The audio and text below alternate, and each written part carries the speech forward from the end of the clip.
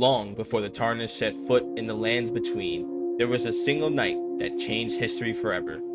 It would become known as the Night of the Black Knives. Under the cover of darkness, a group of assassins carrying blades infused with the stolen power of destined death struck at the heart of the Golden Order. Their target was not a king nor a god, but the most beloved of all the demigods, Godwyn the Golden. The son of Queen Marika and the first Elden Lord Godfrey, Godwyn was everything the Golden Order hoped its future would be. He was a celebrated warrior, remembered for ending the war against the ancient dragons, not through conquest alone, but through peace. After defeating the great dragon Fortisax in battle, Godwyn forged an alliance with the dragons instead of destroying them, earning the respect of a friend and former enemy alike. Few figures in the lands between were as widely admired as him, but on that fateful night, he became the first demigod to die. The assassin slew Godwyn using a fragment of the Ruin of Death, killing only his soul while leaving his body alive. It was a death unlike any of the world has ever seen before. His lifeless body became the source of Deathroot, spreading corruption beneath the Erdtree and giving rise to those who live in death. The consequences were catastrophic. Marika's grief and growing disillusionment with the Golden Order ultimately led her to shatter the Elden Ring. The demigods claimed its great ruins for themselves, and the lands between descended into a devastating conflict known as the Shattering. Everything that followed, the scarlet rot consuming Caelid, the fall of Landel, and the return of the Tarnished, can be traced back to this single night. But what if it never happened? What if Godwyn was never assassinated?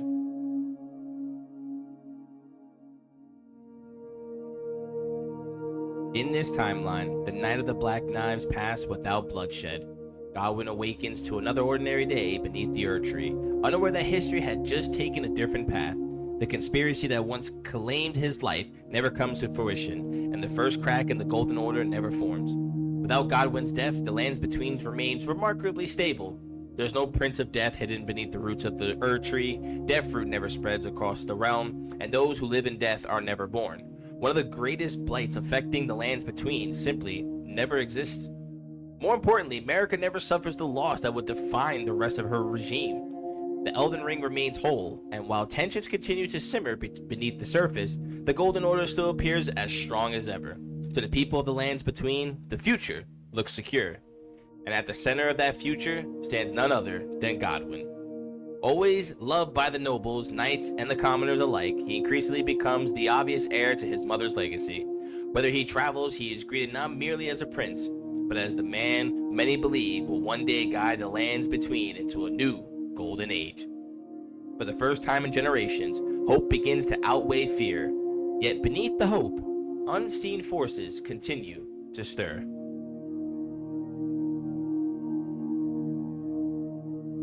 Without the assassination, the events that once shattered the realm begin to unfold very differently. Marika never breaks the Elden Ring, the demigods never wage war over the Great Runes, the Scarlet Rot never transforms Caelid into a poisonous wasteland because Melania and Radahn are never driven into their legendary battle.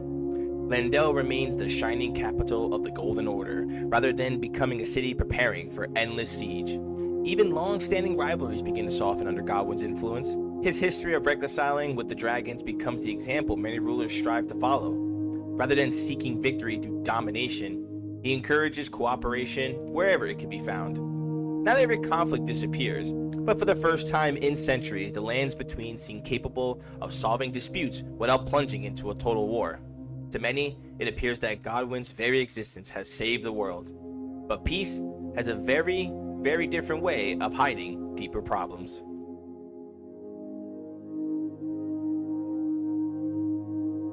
As the years pass, Godwyn takes on greater responsibilities within the Golden Order. The closer he comes to ruling, the more questions begin to trouble him. Why was destined death removed from the natural order? Why are omens condemned from birth? Why are the misbegottens treated as lesser beings? Why does every law ultimately serve the will of a distant outer god rather than the people living beneath the Erdtree? These are the questions few dare to ask openly, but Godwyn cannot ignore them. He begins studying the history of the Golden Order, learning not only of its triumphants, but also of the sacrifices made to preserve it. He comes to understand that the peace he has spent his life defending rests upon countless injustices. The realization shakes him. His mother built an empire unlike any the world has ever known, but perfection came at a terrible price.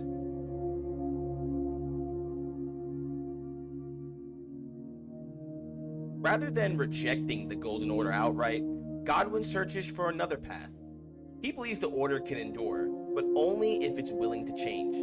Slowly, reforms begin to spread throughout the lands between. The persecution of omens begins to ease.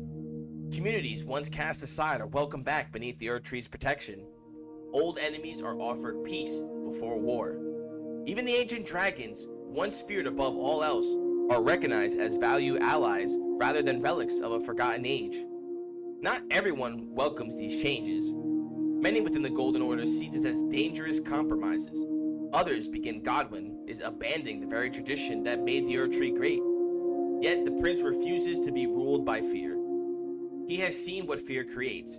It creates prisons, it creates division, and eventually, it creates ruins.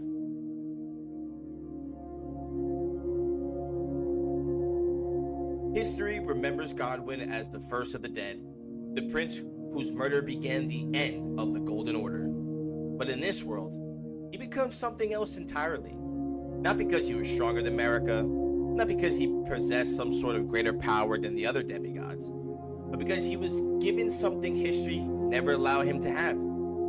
Time. Time to rule, time to question, and most importantly, time to change.